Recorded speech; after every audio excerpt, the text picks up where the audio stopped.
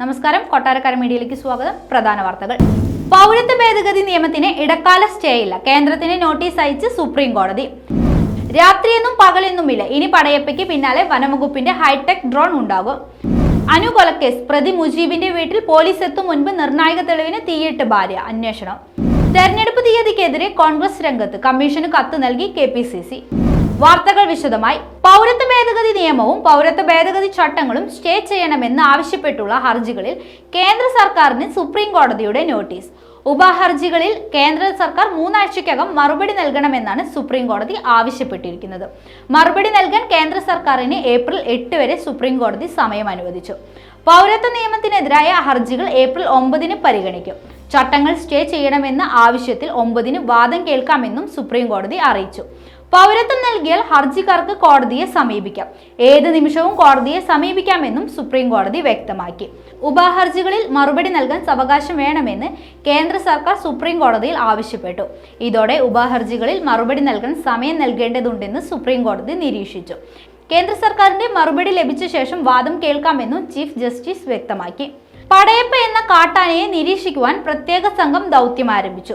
ഇന്നു മുതൽ ഡ്രോൺ അടക്കം ഉപയോഗപ്പെടുത്തിയാണ് വനംവകുപ്പ് ആനയെ നിരീക്ഷിക്കുക. കഴിഞ്ഞ കുറച്ചു നാളുകളായി ജനവാസ മേഖലയിൽ തുടരുന്ന പടയപ്പ വ്യാപക നാശം വിതച്ചതോടെയാണ് കാട്ടാനയെ നിരീക്ഷിക്കുവാൻ പ്രത്യേക സംഘത്തെ നിയോഗിച്ചത്. ഹൈറേഞ്ച് സർക്കിൾ CCF നേരിട്ടെത്തിയാണ് ദൗത്യത്തിന് നേതൃത്വം നൽകുന്നത്. അത്യാധുനിക സംവിധാനമുള്ള ഡ്രോൺ ഉപയോഗിച്ചാണ് വനംവകുപ്പിന്റെ നിരീക്ഷണം.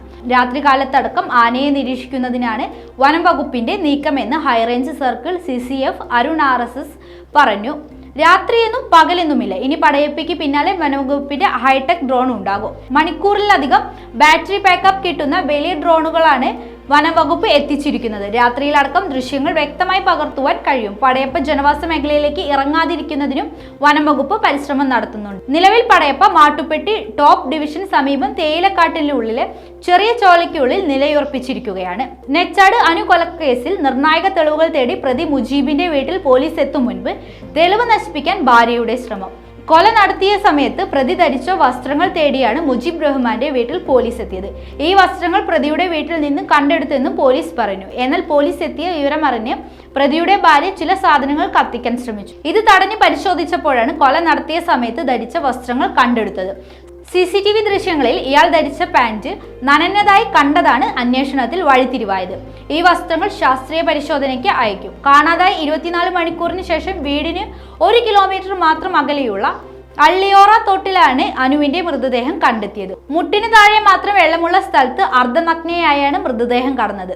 സ്ഥലത്ത് അസ്വാഭാവിക സാഹചര്യത്തിൽ ചുവന്ന ബൈക്കിൽ ഒരാൾ കറങ്ങിയത് കണ്ടെന്ന് നാട്ടുകാർ പോലീസിന് മൊഴി നൽകിയതോടെ ഇത് കേന്ദ്രീകരിച്ച് നടത്തിയ അന്വേഷണത്തിലാണ് മലപ്പുറം സ്വദേശി മുജീബ് റഹ്മാൻ പിടിയിലായത്. പിന്നീടുള്ള അന്വേഷണത്തിലാണ് ഇയാൾ കൊടും ക്രിമിനലാണെന്ന് മനസ്സിലായത്.